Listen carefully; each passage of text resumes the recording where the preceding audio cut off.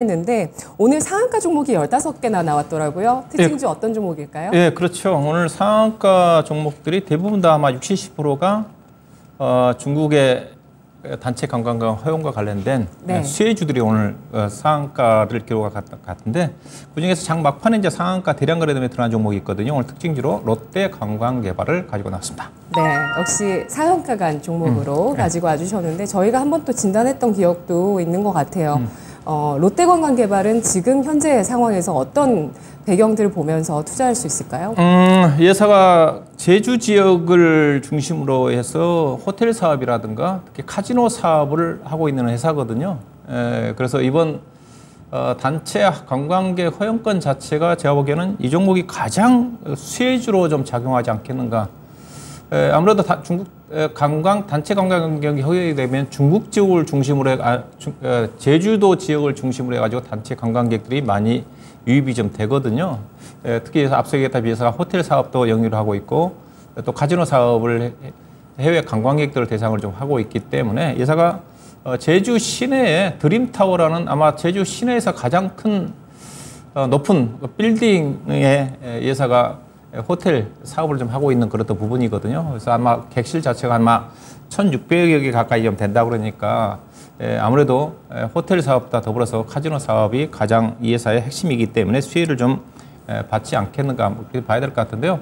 이미 중국 단체 관광객 허용되기 전에도 이 회사가 6월 달부터 보게 되게 되면 급격히 중국 관광객들이 증가되면서 실적이 호텔이라든가 특히 카지노 사업 쪽에 실적이 좋아지는 지표들이 회사가 월간 단위 실적을 좀 발표를 하거든요.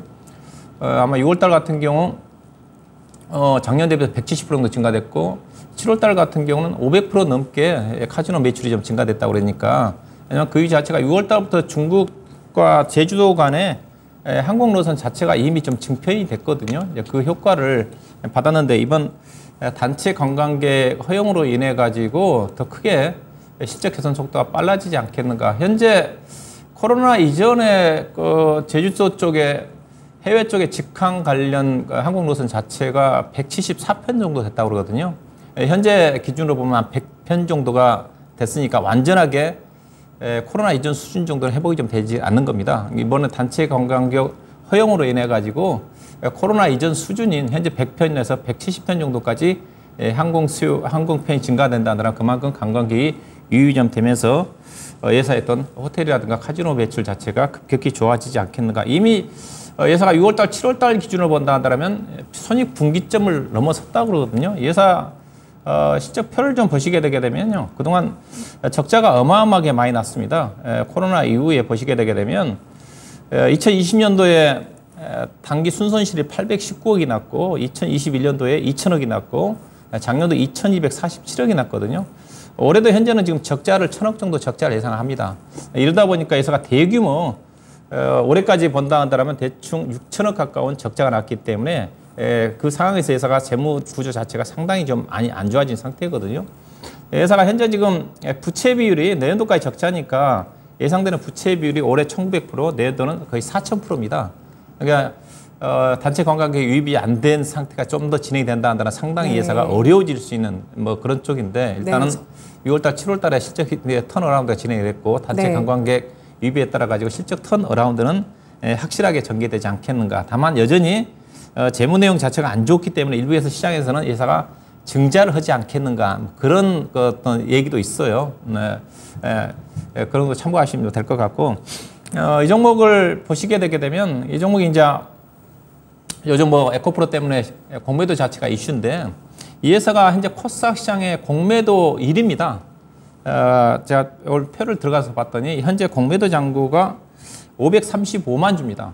전체 이 회사 발행 주식수의 약 7.3%가 됩니다. 네. 발행 주식의 7.3%인데 이 회사가 이제 대주주 지분율이 36, 7% 정도 되는 거고, 그 다음에 연기금을 포함해 가지고 갖고 있는 유통되지 않는 물량 자체가 약 50% 가까이가 되더라고요. 그러면 실질적으로 현재 이 회사의 유통 물량 대비해서 공매도 비중 자체는 앞선 7.3이라 했으니까 약 14, 5% 정도가 전체 유통 주식 수의 공매도 잔고라고 좀 보시면 될까. 상당히 많은 수준입니다. 그래서 최근에 이제 에코프로 같은 경우도 주가 급등하다 보니까 쇼커버 내지는 쇼스퀴즈 형태의 매수가 유입이 되면서 주가 급등했지 않습니까? 이 종목도 이제 그럴 개연성이 상당히 있습니다. 왜냐하면 업황 자체가 좋아지는 쪽이니까.